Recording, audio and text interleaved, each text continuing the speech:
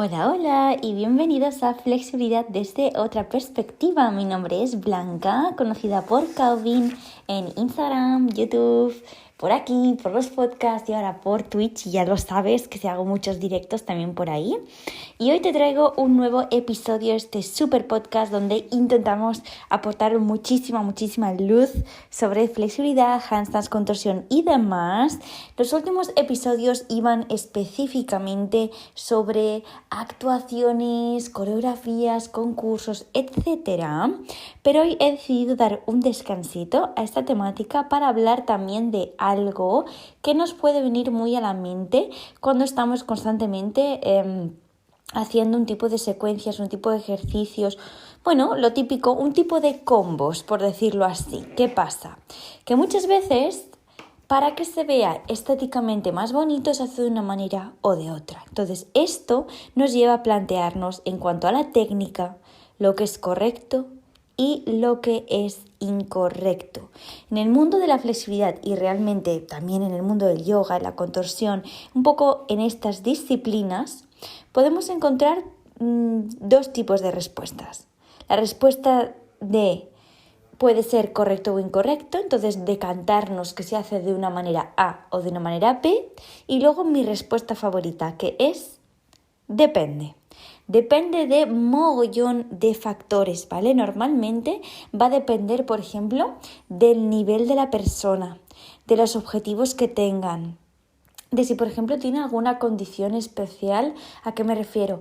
Hiperlaxitud, alguna lesión pasada, alguna, por ejemplo, molestia que no llega a ser lesión, etcétera, etcétera, etcétera. Puede haber 1000 cosas que pueden condicionar a que lo hagamos mejor de una manera o de otra, pero eso no en cuanto solo a la técnica, también en cuanto a frecuencia de entrenamientos, organización, etcétera. Aún así, hoy me voy a centrar en la técnica. ¿Y qué vamos a hacer? Vamos a comentar 4 grandes controversias, como me gusta esa palabra controversia, en el mundo de la flexi, el handstands y la contorsión. Entonces, ¿qué controversias he escogido? En primer lugar, el empuje en los handstands. Esto, madre mía, colgué un post sobre esto y me llegó por el camino de la amargura porque es una pasada la cantidad de perspectivas, ahora os contaré. Luego, la contracción del glúteo y las cobras, sí, no. Rotación externa de las piernas, las rodillitas y los puentes. Y la rotación de hombros en el triángulo, perro boca abajo, Adho Mukha, llamémosle como queráis. ¿Vale? Entonces vamos a cubrir estas 4 controversias y os voy a dar mi opinión, las grandes perspectivas del depende a nivel biomecánico en estas 4 figuras, controversias X. Así que vamos a empezar por la primera, ya me estoy yo riendo, porque el empuje de los hombros en los handstands. ¿Qué sucede? Existe una gran cantidad de personas que sostienen que la manera correcta de hacer los handstands es con un empuje máximo, que tengas los hombros casi en contacto con tus orejitas todo el rato, que así es la mejor manera de encontrar el equilibrio y trabajar de una manera saludable para nuestra articulación del hombro y todo lo complejo que es. Mi opinión, depende. ¿Por qué? Porque sí que es cierto que hay secuencias, por ejemplo, en el press handstand, la primera parte del press handstand y la última, donde tienes que hacer un súper empuje. Sí que es cierto que cuando se tiene un nivel principiante es mejor trabajar desde esta perspectiva de el empuje, pero cuando llegamos a un punto en el que encontramos que nos cuesta conseguir el equilibrio desde este empuje, existe algo, a mi parecer, desde mi opinión, muchísimo más útil, y es el bloqueo escapular. El bloqueo escapular se hace básicamente haciendo una retracción escapular y rotación externa, de manera que tus escápulas encajen perfectamente y podamos utilizar mejor el empuje desde el dorsal ese rato. Trabajar los handstands de esta manera no solamente te va a ayudar a mejorar muchísimo la estabilidad, sino también a trabajar mejor el empuje desde dorsal y serrato y dejar que descanse un poquito los elevadores de la escápula y el trapecio, que suele ser lo que trabaja muchísimo cuando hacemos handstands desde un empuje máximo. ¿Significa eso que esté mal hacer un empuje máximo? No. ¿Significa que entonces, como muchísimos comentarios que recibí, trabajar con bloqueo escapular en personas principiantes esté fatal? Tampoco. Dependerá mucho. De hecho, yo conozco a grandes entrenadores que desde el principio, incluso a personas de iniciación, enseñan ya el bloqueo escapular y no lo veo nada malo, simplemente son perspectivas y maneras de enseñarlo. Desde el mundo de la gimnasia artística se enseña desde el empuje máximo y es la perspectiva que yo utilizo con las personas de iniciación y yo utilizaba sobre todo también con las personas avanzadas en mis formaciones al principio, pero ahora poco a poco empecé a enseñar ya el empuje escapular desde que lo aprendí yo, o sea, el bloqueo escapular, perdón. Y para mí ha sido un antes y un después en mi equilibrio y el control que están ganando mis alumnas y alumnos, tanto en invertidas en antebrazos como de manos. Así que desde mi punto de vista, el bloqueo escapular, que no el empuje máximo, es una gran manera de abordar los handstands que cuando se tiene un nivel ya intermedio vale la pena trabajarlo. Pero eso no significa que no debamos controlar el empuje máximo, que también nos va a ser muy útil en otro tipo de figuras, como puede ser en el press handstand, tanto en la subida como la bajada. Y esa es mi opinión sobre los handstands. Vamos allá por la segunda controversia que quería tocar hoy, tema de contracción de glúteos en cobras. ¿Sí o no? Es súper común. Dos cosas son muy comunes. Y es muy gracioso, porque de estas opiniones o posicionamiento que hay en estas controversias, yo recuerdo que al principio yo era de las que se posicionaba muy fuertemente en una posición, pero ahora, desde que sé más de biomecánica, cada vez veo más el tema este del depende. Entonces, en tema cobras, yo era de las que antes sí que trabajaba con una contracción máxima, los glúteos súper fuerte, las cobras nos va a ayudar a proteger lumbar, etcétera, etcétera, etcétera. A nivel biomecánico que hemos visto, que cuando se contraen los glúteos a tope y estamos haciendo una extensión de columna, se produce más tensión a nivel lumbar y podemos sentir más presión en esa zona. Mi opinión respecto a esto, 2 puntos. Primero de todo, en algunas posiciones, por ejemplo, como las Flying Cobra o King Cobra, Queen Cobra, donde nuestras manos no están en el suelo, están arriba en el aire o tenemos los pies en las manos, ahí nuestro glúteo sí o sí va a tener que activarse para evitar que nos vayamos con el pecho hacia el suelo, para mantener esa extensión de columna voladora, por decirlo así. Nuestro glúteo se va a activar inconscientemente. No es pensar en activarlo al máximo, sino activarlo para proyectar las caderas hacia adelante, alargar nuestros flexores y ser capaz de hacer esa extensión de columna y mantenernos en el aire. Primero de todo esto, que hay cobras que aunque no quieras, tu glúteo se va a activar para mantenerte tú arriba y hacer la posición aún más profunda.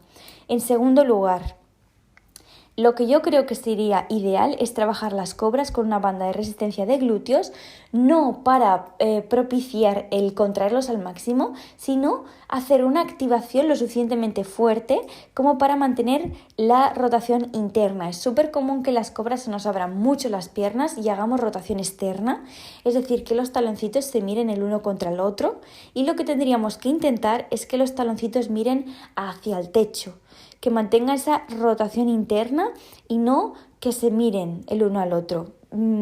Las personas, sobre todo desde el mundo de la biomecánica, ¿no?, que sostienen que contraer el glúteo no es positivo, pues yo primero aportaría que no es contraerlo sin más, sino sobre todo contraer el glúteo medio para mantener la rotación interna, y luego que lo mejor para evitar también un poco esa hipertonía que se puede generar en nuestros rotadores externos y en general músculos pues piramidal, obturadores y demás, es después de hacer las sesiones de contorsión, relajar piramidal y hacer ejercicios donde podamos relajar toda esa musculatura de abducción.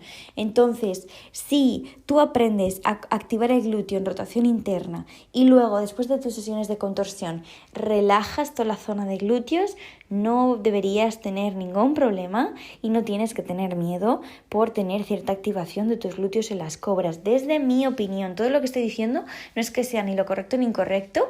Yo os hablo desde el depende y desde lo que yo he aprendido de mis formaciones, y no solo eso, sino también de mi experiencia como contorsionista y las de mis alumnas. Vamos a por la tercera controversia. Esta me gusta un montón. Es sobre la rotación externa en los puentes. Yo en general relaciono, no es una relación completamente, diríamos, ¿cómo decirlo?, absolutista, pero cuando estamos haciendo un empuje de cadera hacia adelante, estamos extendiendo nuestros flexores de cadera, por ejemplo, como en un camello, como en una cobra, como en un puente. Si mantenemos una rotación externa, además eso lo podéis comprobar fácilmente, se va a producir más una sensación como de un poquito de colapso y de compresión, no en la zona lumbar, sino en la zona de sacro y coxis, y no es muy agradable. Entonces, para las extensiones de cadera que van acompañadas de la extensión de columna en posiciones como las que hemos dicho de cobras, camello y puentes, deberíamos intentar mantener una rotación interna de piernas. ¿Significa que si se me abren y rotan externamente los pies y las rodillas en el puente está mal hecho? No, pero que tienes que intentar mantener un cierto control. ¿Cómo podemos mantenerlo? Podemos mantenerlo tanto poniendo una banda de glúteos alrededor de tus rodillas, como siendo consciente y, por ejemplo, colocando la cámara de tu teléfono que enfoque a tus piernas cuando estés haciendo un puente. En vez de grabarte de perfil, grabarte de cara, por decirlo así, y que te puedas ver cómo tienes colocados los pies y las rodillas y trabajes un poco esa conciencia. Yo soy una persona a la cual sin la banda de glúteos se le abre una barbaridad las rodillas, tanto en puentes como sobre todo en cobras. ¿Qué es lo que hago? Pues trato de poner conciencia a eso. Sí que es cierto que si meto un puente o una cobra en alguna coreografía, no me preocupo en exceso de la rotación externa, porque a mí me ayuda la rotación externa a ir de manera más profunda. Sí que es cierto que repetidas veces colapsa más espalda baja. Entonces, yo siempre te aconsejaría que en tus entrenamientos, que puedes poner más toma de conciencia y control, trabajes con la banda de glúteos y te grabes de manera que puedas ver esa rotación externa en tus piernas y tratar de evitarla. No significa que esté fatal hecho y que un puente sea terrible si lo hacemos así, ¿vale? Tampoco hace falta fustigarnos, porque además anatómicamente y fisiológicamente hablando estas posiciones son cero orgánicas y nuestro cuerpo trata de adaptarse para hacerlo de la manera más cómoda posible. Es mucho más fácil hacer una rotación externa que no una rotación interna, así que no pasa nada, hay maneras de trabajarlo. No nos pongamos nerviosos. Y cuarta controversia: rotaciones de hombros en triángulo, Adho Mukha, perro boca abajo. También colgué un Reels sobre esto y también un montón de personas me llovieron muchísimos comentarios comentando pues opiniones, o nunca lo había oído, o tienes toda la razón, o para nada, no opino igual, etcétera, etcétera. A mí no me lo han enseñado así. En la mayor parte de formaciones de yoga, ya adelanto, se enseña con rotación externa, ¿vale? Pero si lo ves desde un enfoque puramente biomecánico, la rotación externa no te ayuda absolutamente nada en el triángulo. Además es que puedes comprobarlo por ti mismo, por ti misma. Puedes colocarte en planchita o en cuadrupedia, subir a triángulo, y si haces una rotación interna, es decir, sacas hacia afuera tus tríceps de manera de que los coditos roten hacia adentro, vas a ver cómo puedes proyectar muchísimo más el pecho hacia tus rodillas y elevar mucho mejor las caderas. En rotación externa existe un bloqueo anatómico por nuestra articulación del hombro, que ya sabemos que es súper compleja porque no solamente son hombros, incumbe esternón, incumbe clavículas, incumbe húmero, incumbe escápulas, o sea que es una articulación súper compleja. O sea que a nivel biomecánico la rotación interna nos va a ayudar muchísimo a la hora de proyectar el pecho hacia nuestras rodillas, abrir más ese pecho y elevar cadera.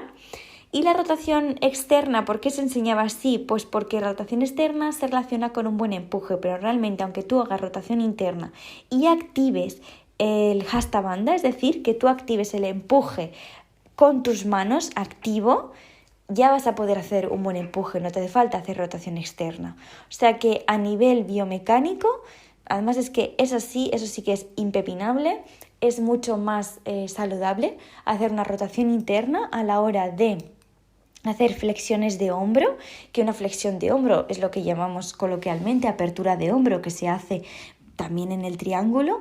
La rotación interna te va a ayudar muchísimo. ¿Significa que hacer rotación externa esté mal? No, pero sí que es cierto que dificulta esa parte de apertura de pecho que existe también en el triángulo.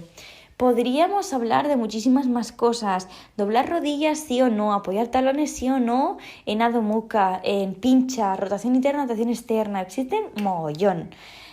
Pero bueno, no vamos a cubrir todas porque además hay algunos análisis de estos que creo que también vale la pena reforzarlo con imágenes, o sea que también me lo dejo para las clases teóricas, que ya sabéis que son todos los jueves en YouTube y en Twitch.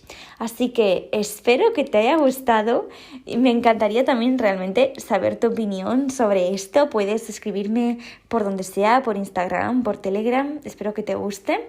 Y saber tu opinión sobre las posiciones me va a gustar mucho, sobre todo porque en función de un poco las disciplinas donde nos hemos formado, tenemos muchas opiniones diferentes. No voy a decir, ya lo sabéis eso nunca, que mi opinión sea la correcta, sino que yo trato de, primero de todo, argumentarla a nivel biomecánico y desde una perspectiva científica, y luego por supuesto a través de mi experiencia personal, mi experiencia de mis alumnas. Nuestros cuerpos no somos robots, ¿vale? Nuestros cuerpos siempre van a tender al estado de confort, entonces muchas veces vamos a hacer movimientos intuitivos que no siempre son los más correctos para mantener la seguridad en una postura, sino que tendemos a la comodidad, y de ahí que pues ciertos truquillos como lo que os he comentado de la banda de glúteos, lo de grabarse en algunas posiciones, nos van a ayudar un montón.